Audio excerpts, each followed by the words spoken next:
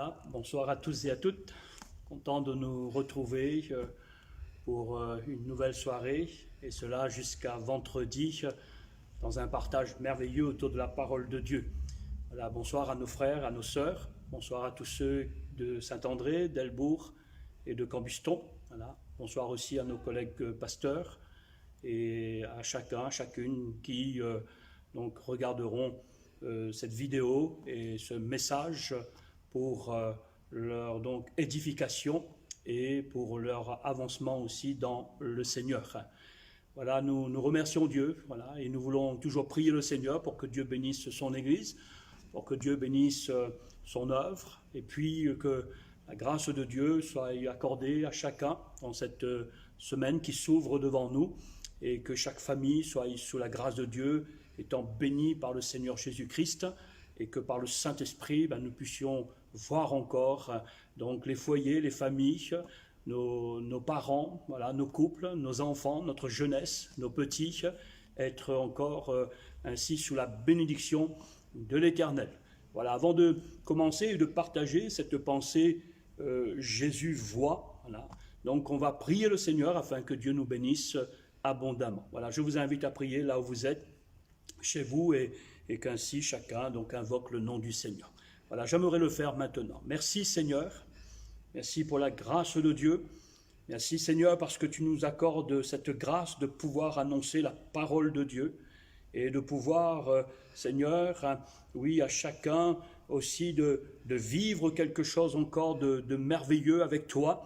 Nous croyons que, Seigneur, tu vas encore permettre Seigneur, à certains de vivre pleinement la paix, vivre pleinement la délivrance, vivre pleinement, Seigneur, des bénédictions que tu as préparées pour nous, et nous croyons que ton intention, c'est de nous bénir tous, Seigneur. Alors bénis nos frères et sœurs, bénis notre région de l'Est, bénis nos pasteurs, bénis aussi les membres de nos assemblées ici dans cette région, et fais-leur du bien, et que chacun soit édifié, encouragé, et nous les amenons devant toi au trône de la grâce. Seigneur, bénis aussi le partage de la parole de Dieu, et que ainsi la bonne parole, Seigneur, nous fasse du bien, et nous réconforte et nous encourage dans le nom de Jésus. Merci Seigneur, merci Père. Amen. Gloire à Dieu. Voilà, bonsoir aussi à ceux qui nous rejoignent, bonsoir à ceux de métropole, voilà, nos frères et sœurs de la métropole. Et ce soir, donc, une bonne écoute à tous. Voilà, donc maintenant, lisons la parole de Dieu ensemble, et j'aimerais vous inviter pour cette pensée, donc Jésus voit, donc de lire dans l'épître aux Hébreux, au chapitre 4 et au verset 13. Voilà. Donc l'épître aux Hébreux, chapitre 4, et au verset 13, nous ferons la lecture, et ce verset nous servira d'introduction et d'appui pour la pensée de ce soir.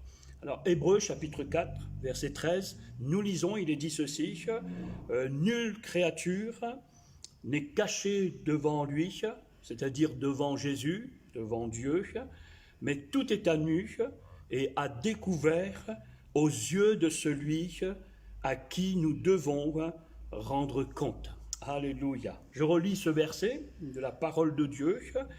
Donc, nulle créature n'est cachée devant lui, mais tout est à nu et à découvert aux yeux donc de celui à qui nous devons rendre compte. Alléluia. Voilà, chers amis, frères, sœurs, ce soir, j'aimerais partager cette pensée. Voilà. Jésus voit. Dieu voit. Alléluia. C'est ce que nous venons de lire. Il est dit que rien donc ne peut lui être caché, hein, et tout est à nu et à découvert devant lui. Et c'est sur ce verset-là que j'aimerais partager la parole de Dieu avec vous. Le premier homme de la Bible donc a fait cette expérience, voilà, à ses dépens, que oui, effectivement, on ne peut rien cacher à Dieu, et que tout est à nu et à découvert devant le Seigneur. C'est Adam. Voilà, Adam. Vous connaissez son histoire, l'histoire d'Adam et Ève, son épouse, voilà, dont Dieu avait placé dans le jardin et où le Seigneur avait donné cet ordre de ne pas manger du fruit de l'arbre qui est au milieu du jardin. Et nous connaissons qu'ils ont désobéi à cette parole de Dieu. Voilà, ils ont désobéi. Et puis, à partir de cette désobéissance, la Bible nous dit qu'ils ont eu les yeux de l'un et de l'autre se sont ouverts et ils connurent qu'ils étaient nus et ayant cousu des feuilles de figuier, ils s'enfirent des ceintures. Voilà. Donc, à partir de cette désobéissance, la Bible nous dit qu'ils se sont vus nus et puis ils ont essayé de bricoler un habit pour donc se couvrir. Et la voix de l'Éternel, nous dit la parole de Dieu, parcourait le jardin et Adam et Ève, la Bible nous dit qu'ils se sont cachés au milieu du jardin ou dans le jardin, donc au milieu des arbres. Comme si Adam pensait qu'il pouvait se dérober au regard de Dieu. C'est comme si Adam pensait que Dieu ne pouvait voir ce qu'il avait commis, et même peut-être que Dieu ne saurait pas où il était situé dans le jardin. Mais la Bible nous dit que la voix de l'Éternel parcourait le jardin. Et Dieu a dit à Adam, « Où es-tu ? Où es-tu » Il pensait peut-être lui que Dieu ne l'aurait pas trouvé ce jour-là, voilà, après avoir désobéi à la parole de Dieu. Mais la Bible nous montre clairement que Adam n'a pas pu. Il n'a pas pu se cacher. Il n'a pas pu se dérober au regard de Dieu.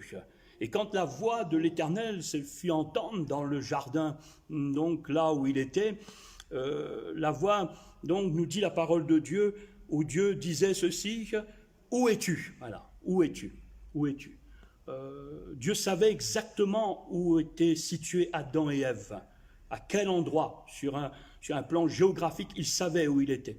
Mais quand Dieu dit « Où es-tu » il savait aussi donc quelle était la situation exacte d'Adam et de Ève à partir de ce moment où ils ont désobéi à Dieu. Alors, ce soir, j'aimerais dire, pour toi, pour moi, oui, le Seigneur dit, où es-tu? Voilà. Où sommes-nous? Voilà. Moralement. Voilà. Où es-tu spirituellement? Où es-tu ce soir dans la volonté par rapport à la volonté de Dieu? Où es-tu? Parce que Dieu voit toutes choses, rien n'est caché, tout est à nu et à découvert donc devant celui à qui nous devons rendre compte.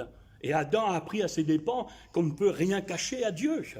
Même dans sa position géographique où il était, caché au milieu des arbres, dans le jardin, mais dans sa position aussi morale, dans sa position spirituelle.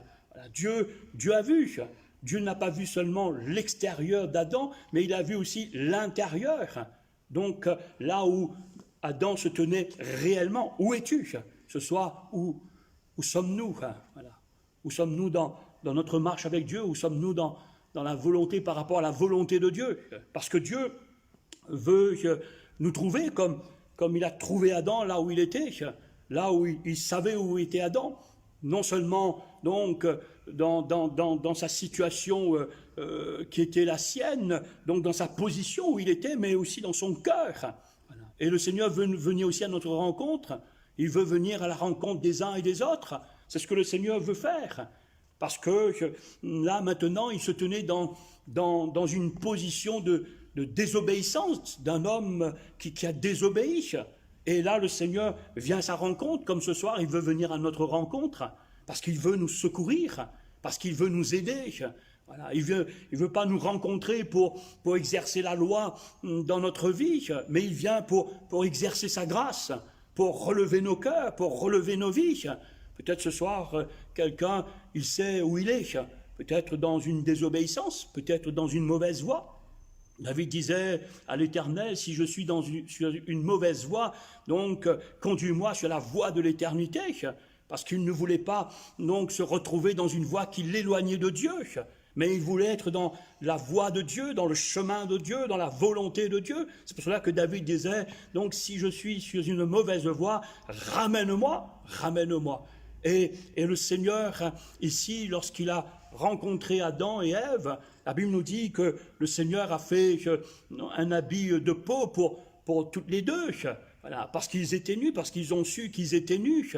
Et il me semble que pour faire ces habits de peau, il a fallu tuer un animal, ou peut-être 2 ou 3, je ne sais pas.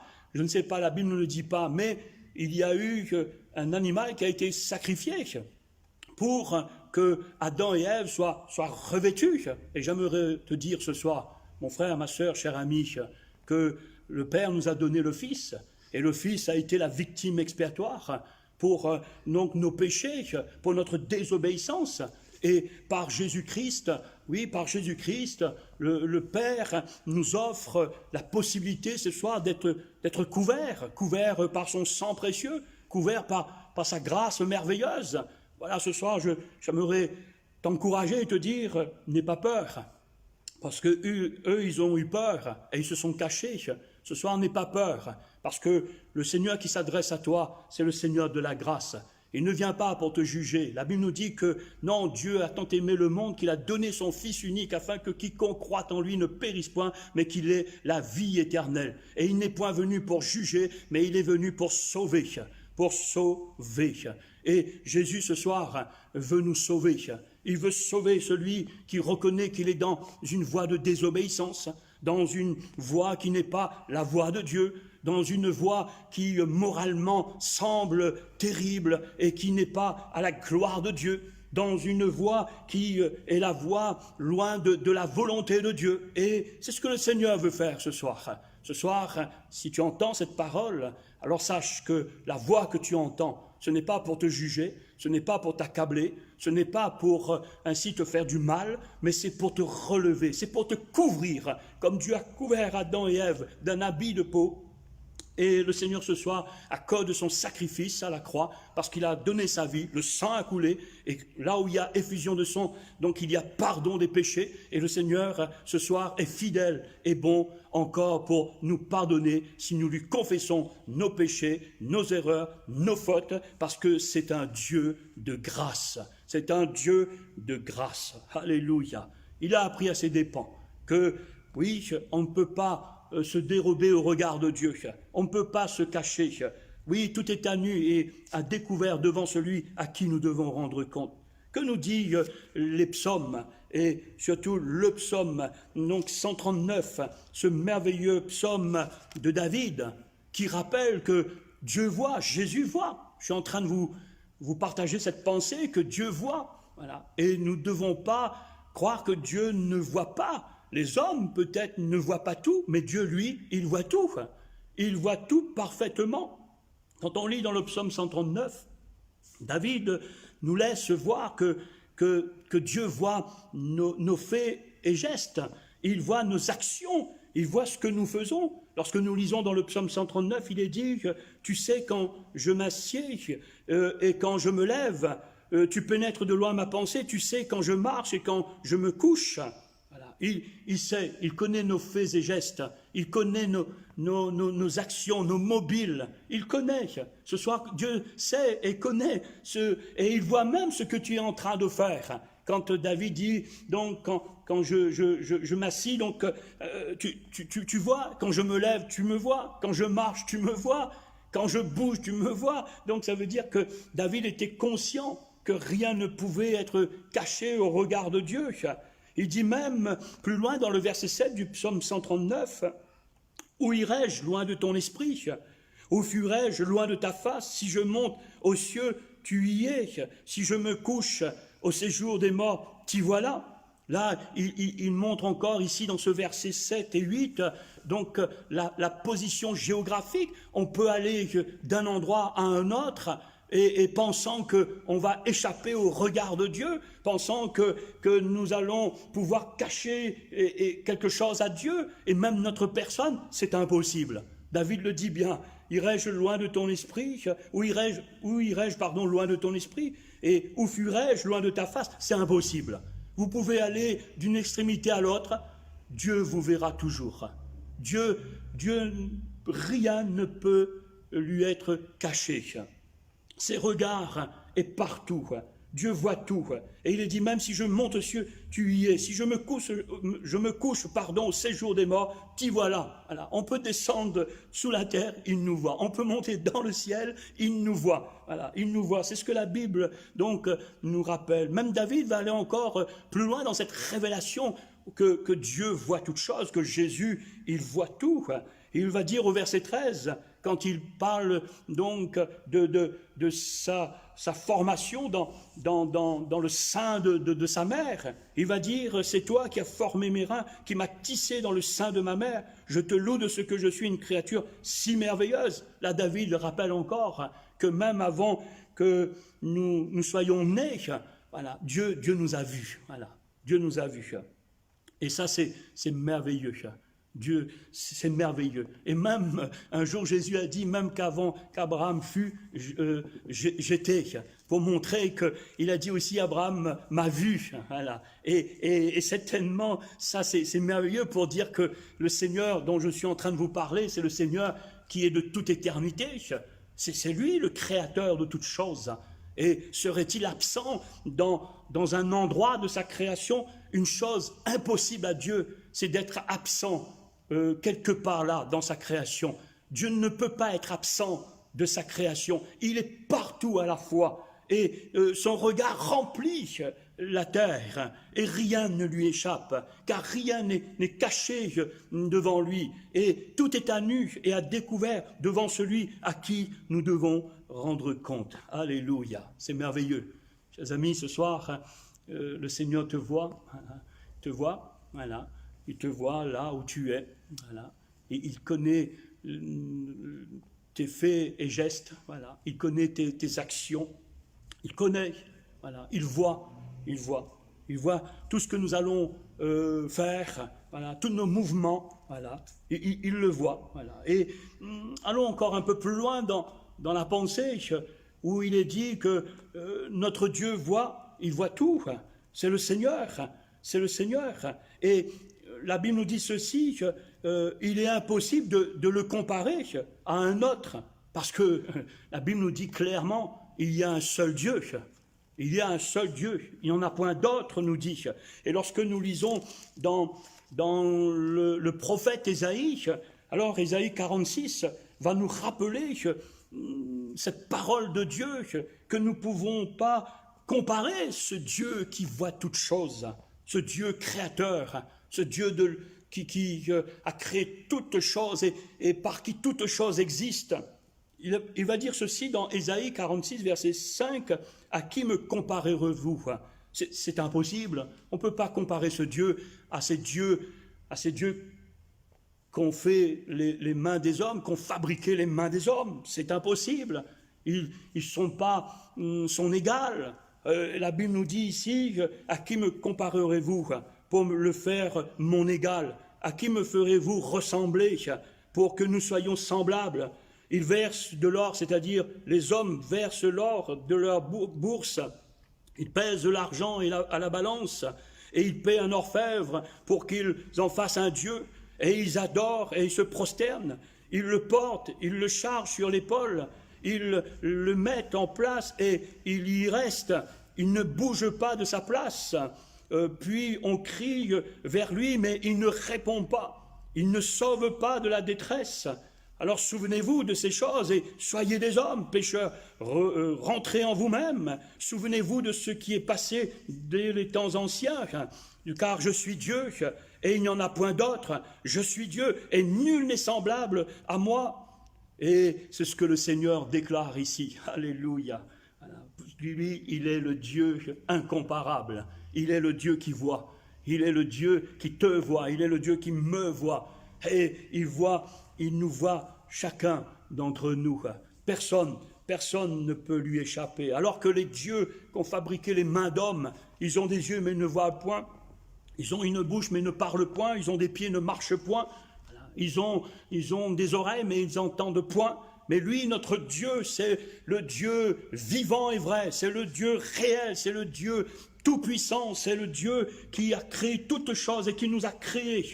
Alors lui, il voit donc ainsi vraiment de manière extraordinaire. Il voit même les détails de notre vie, il voit même l'intérieur de notre vie, il voit tout ce qui est à l'extérieur, mais il voit aussi tout ce qui est à l'intérieur.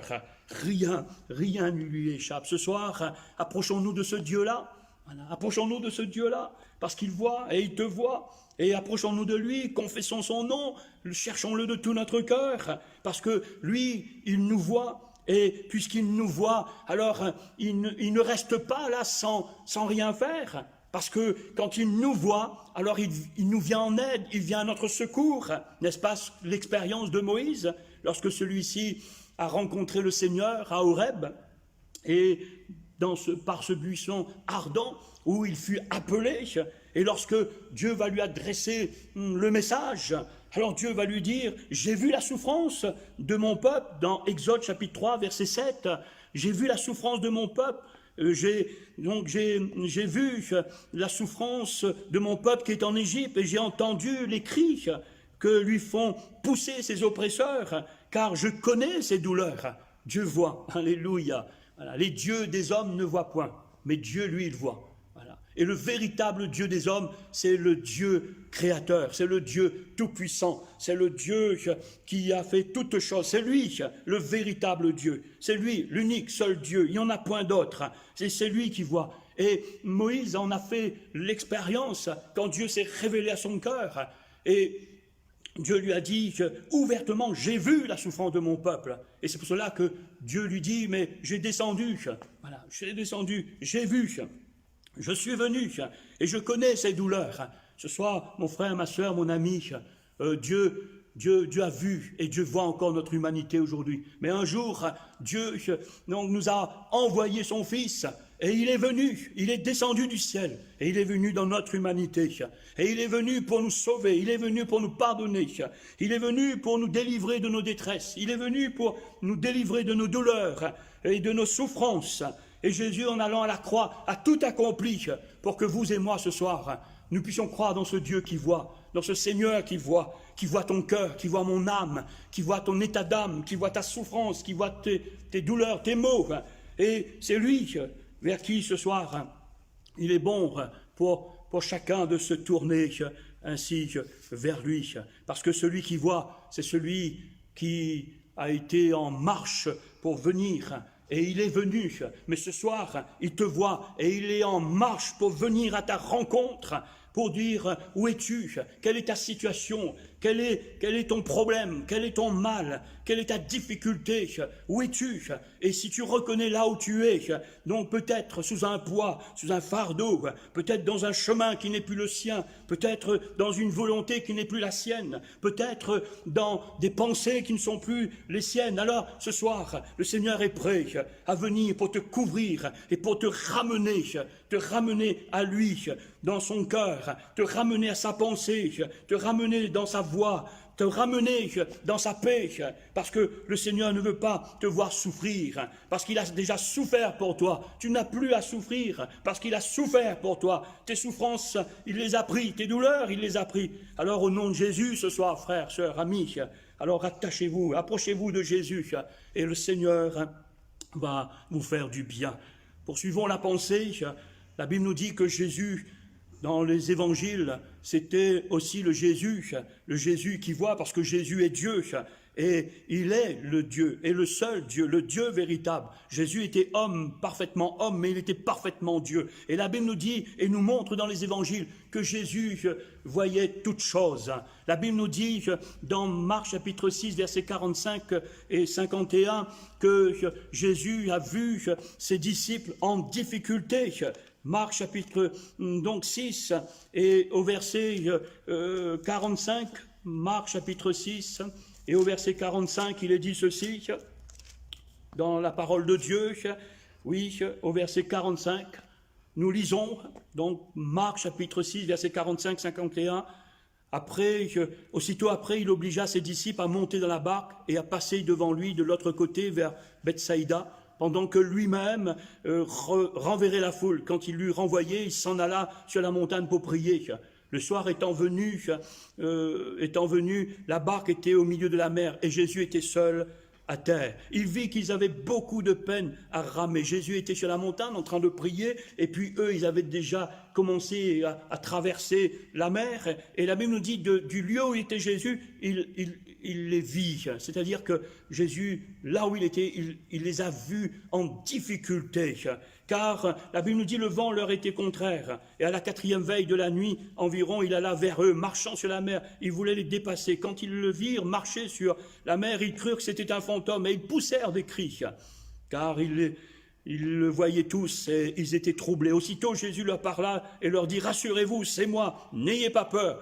Puis il monta vers eux dans la barque et le vent cessa. Ils furent en eux-mêmes tous stupéfaits, remplis d'étonnement, car ils n'avaient pas compris les miracles des pains parce que leur cœur était endurci.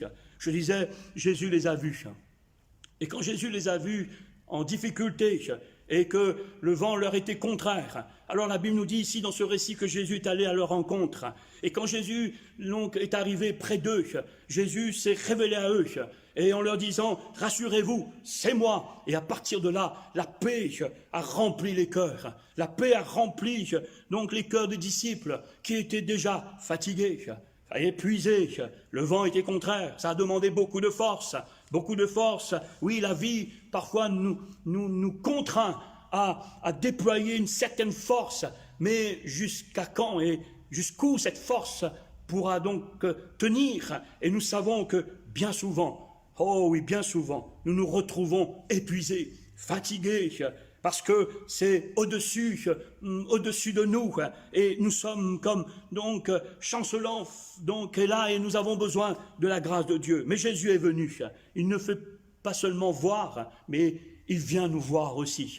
Il nous voit au loin, il te voit là où tu es, mais il ne fait pas que seulement te voir, où il voit, mais il vient nous voir, et en venant vers les disciples, il les a rassurés, il a mis sa paix. Ce soir, mon frère, ma soeur, mon ami, Jésus te voit, mais il veut venir te voir et te rencontrer pour te rassurer et pour te donner la paix dont tu as besoin. La Bible nous dit quand il est monté dans la barque, le vent cessa et il eut un grand calme. Ce soir, si Jésus monte avec toi dans ta vie, si dans ta barque, si Jésus, tu le laisses monter, les choses vont prendre toute une autre tournure et le Seigneur va tranquilliser les cœurs. La Bible nous dit aussi que Jésus voit la détresse donc, des peuples, il voit la détresse des nations, comme dans l'histoire de Moïse, où Moïse a fait l'expérience, où Dieu s'est révélé à lui, et où Dieu a vu cette nation d'Israël, et il a vu leur détresse.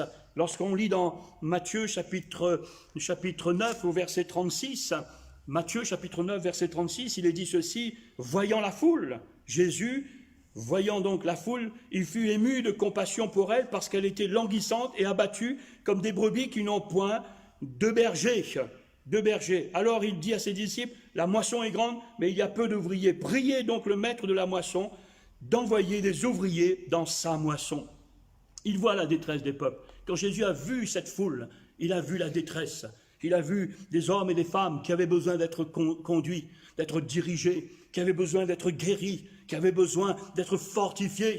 C'est pour cela que David, dans l'un de ses psaumes, et dans le psaume 20, au verset 1, il va dire que l'Éternel t'exauce au jour de la détresse, et que le nom du Dieu de Jacob te protège, et que du sanctuaire, il t'envoie le secours. Frères, sœurs, amis, oui, ce soir, que du sanctuaire de Dieu, oui, que le secours te soit envoyé. Si tu es dans la détresse, je ne sais pas quelle est ta détresse ce soir, mais l'Éternel t'exauce. Et la Bible nous dit ici, il t'exauce au jour de la détresse, et que le nom du Dieu de Jacob te protège. Ce soir, tu as une protection sur le nom de Jésus, tu as une protection sur le sang de Jésus, tu as une protection sur la grâce de Jésus. Alors, ce soir, ne reste pas dans ta détresse, parce qu'il y a une solution. Jésus, celui qui voit ta détresse, qui te voit toi, il peut t'apporter donc la délivrance à ta détresse. La Bible nous dit encore, Jésus voit notre situation, il voit notre situation. Quand on lit dans Luc au chapitre 19, au verset 41, il est dit ceci, Luc chapitre 19, verset 41, il a vu la situation à venir de Jérusalem. Oui, Dieu voit dans le présent, voilà, Dieu voit dans le présent à l'instant où je vous parle, mais il voit aussi dans l'avenir, car la Bible nous montre clairement qu'il est le Dieu du commencement et le Dieu de la fin. Donc Dieu n'est pas et ne sera pas surpris par la fin d'une histoire. Dieu connaît le début et la fin, il est le commencement et la fin, il est l'alpha et l'oméga. Ta vie, le Seigneur connaît la trajectoire, mais si ta vie est en Christ, ta vie, la trajectoire est assurée, et même s'il y aura des difficultés, même s'il y aura des turbulences, il y a une chose, c'est que la trajectoire, puisque c'est Dieu qui dirige et qui conduit ta vie, alors tu n'as rien à craindre, parce que le Seigneur est avec toi. Le Seigneur, oui, c'est celui qui a formé des projets de paix et non de malheur, un avenir et de l'espérance. Il connaît ton lendemain. Nous ne connaissons pas le lendemain. C'est pour cela que Jésus a dit de ne pas nous inquiéter du lendemain. Ce serait encore ajouter des fardeaux, des inquiétudes, donc à nos inquiétudes, des fardeaux à nos fardeaux. Lui seul connaît nos lendemains et il connaît notre avenir. Et Jésus, quand il est arrivé à Jérusalem, il a vu la situation donc de Jérusalem. Et il a dit ceci, donc au verset 41 de Luc chapitre 19, comme il s'approchait de la ville, Jésus, en la voyant, pleura sur elle, et dit, si toi aussi, au moins en ce jour qui t'est donné, tu connaissais les choses qui appartiennent à ta paix, mais maintenant elles sont cachées à tes yeux. Voilà ce que dit Jésus. Mais moi ce soir je crois, oui, Jérusalem qui a connu la persécution, la destruction, mais pour nous ce soir, pour nous frères et sœurs, pour vous chers amis, Jésus qui nous voit, Jésus qui a vu la situation de Jérusalem, sa situation à venir. Moi je crois ce soir, le Seigneur il connaît ta situation et il connaît ton avenir. C'est pour cela que ce soir, ce n'est pas trop tard, et tant que vous pouvez dire aujourd'hui, c'est le salut. Aujourd'hui, c'est la paix avec Dieu. Et tant que tu peux dire aujourd'hui, alors, dans ta foi, confie-toi dans le Seigneur, parce qu'il y a la paix pour toi. Il y a la paix pour ta maison. Il y a la paix pour ta famille. Il y a la paix pour ton cœur. Parce que oui, il dira à Jérusalem, oui, tu connaissais les choses qui appartiennent à ta paix. Et ce soir, ce Jésus qui te voit, oui, il a formé des projets de paix et non de malheur, un avenir et de l'espérance pour ta vie. Oh, pour ton avenir, alléluia, que Dieu soit béni. Et j'arrive à la conclusion maintenant où j'aimerais dire ceci, Jésus te voit, alléluia, Jésus te voit. Tu es à découvert devant lui, je suis à découvert devant lui. Le Seigneur ne voit pas seulement l'extérieur de ta vie, mais le Seigneur voit aussi l'intérieur de ta vie. Et il sait ce qui peut-être fait courber ton corps physique, mais il sait aussi ce qui fait courber ton âme. Et ce soir, il est prêt à agir en ta faveur. Jésus te voit, mon ami. Jésus me voit, Jésus te voit. Et ce soir, oui, il voit ta difficulté, comme je l'ai dit. Il voit ta détresse, comme je l'ai dit. Il voit ta situation, comme je te l'ai dit. Et c'est pour cela qu'il veut venir vers toi par la parole ce soir et par la puissance du Saint-Esprit et te révélant que lui, il voit. Si les hommes ne voient pas ce que tu vis, si les hommes ne voient pas, peut-être les hommes voient ta posture extérieure. Tu es peut-être bien habillé, peut-être quand on te regarde, on ne s'aperçoit même pas que tu es souffrant ou malade, ou que tu as un problème, une difficulté, ou quelque chose est caché. Mais lui, quand le Seigneur il te regarde, il voit toutes ces choses. Il voit toutes ces choses. Aux hommes, peut-être cela leur est caché, mais au Seigneur, non. Au Seigneur, non. La Bible nous dit, tout est à nu et à découvert devant lui. Ce soir, tu peux avoir de l'assurance. Oui, vaut mieux être donc à nu et découvert devant le Seigneur, parce qu'au Seigneur, on ne cache rien. Ne cache pas ta douleur au Seigneur, il connaît ta douleur. Ne cache pas tes sentiments peut-être blessés, ne les cache pas au Seigneur. Ne cache pas ton cœur blessé, ne cache pas peut-être une honte, ne cache pas au Seigneur. Peut-être aux hommes certaines choses peut-être doivent rester cachés parce que ce serait peut-être malsain de divulguer la vie des autres. Mais le Seigneur, lui, il ne vient pas pour mettre ta vie donc à la vue de l'humanité. Il vient pour la cacher en lui, pour te donner sa grâce et pour te relever et pour te pardonner et pour te faire vivre ses bénédictions et ses grâces. Que son nom soit béni. J'aimerais prier le Seigneur quelques instants. Mon cher ami, mon frère, ma soeur, Jésus te voit, Jésus nous voit, et ça c'est merveilleux, parce qu'on sait que les regards du Seigneur est sur nous, et ça nous réconforte, parce que je sais que si je prends une mauvaise voie, j'ai pris des mauvaises voies dans ma vie aussi, mais le regard du Seigneur étant sur moi, m'a ramené dans la voie, parce que quand on n'a pas de regard sur nous, on risque d'aller n'importe où, prendre n'importe quelle voie, mais puisque le regard de Dieu est sur nous, alors le Seigneur est là pour nous ramener toujours vers lui, à lui, pour que nous restions là, donc dans sa voie. Que son nom soit béni, que le Seigneur vous bénisse là où vous êtes, et que la grâce de Dieu soit à votre partage. J'aimerais prier le Seigneur maintenant. Merci Seigneur, merci de bénir, bénis l'âme qui a reçu cette parole ce soir, bénis le cœur qui a entendu la voix, oh parcourir non un jardin, comme nous avons dans nos villes ou dans nos maisons, où nous avons autour de nos maisons, mais le jardin de son cœur. Oh, le jardin de son âme, là où la parole l'a touché, là où la parole, oh, l'a interpellé, où là, Seigneur, cette personne sait où il est, et cela l'appartient devant toi. Seigneur, touche son cœur, fais du bien. Tu es le Seigneur, oh oui Seigneur, tu as couvert Adam et Ève d'un habit de peau. Et nous croyons ce soir, oui Seigneur, tu es prêt à couvrir la personne qui, Seigneur, reconnaît et revient à toi de tout son cœur. Tu vas le couvrir de ton amour, tu vas le couvrir de ta grâce, tu vas le couvrir de ton sang précieux. Merci de nous avoir couverts de ce vêtement de justice, Seigneur. Oh, bénis tous ceux et celles qui sont là, peut-être dans une difficulté, dans une détresse, peut-être quelqu'un dans une situation qui fait qu'il est amené à penser que demain, ça va devenir de plus en plus pire, parce que ce qu'il vit au présent l'amène à entrevoir que ça va pas, Seigneur, finir comme il faut. Alors étends tes mains ce soir, parce que tu es le Dieu qui change les événements et tu contrôles les circonstances. Parce que tu es sur nous, tu as formé des projets de paix et non de malheur, un avenir et de l'espérance. Seigneur, bénis ce soir, au nom de Jésus, et que par le Saint-Esprit, des hommes et des femmes soient dans la paix et tranquillisés, Seigneur. Quant à l'avenir, Seigneur, tu donnes de l'espérance en ce Dieu merveilleux et glorieux. Que ton nom soit loué, Seigneur. Que ton nom soit béni. Au nom de Jésus. Amen. Amen. Voilà, chers amis, frères et sœurs, merci au Seigneur pour sa bonne parole, à chacun pour votre écoute, et je suis persuadé que Dieu vous a béni. Avant de conclure, j'aimerais juste rappeler ceci, que nos permanences fonctionnent le lundi de 9h à 12h, et puis le jeudi de 9h à 12h. Non pas, demain il n'y aura pas de permanence, ni mercredi, ni vendredi. Voilà, on sera, nous, sur nos lieux de culte, dans nos locaux ici, à Saint-André.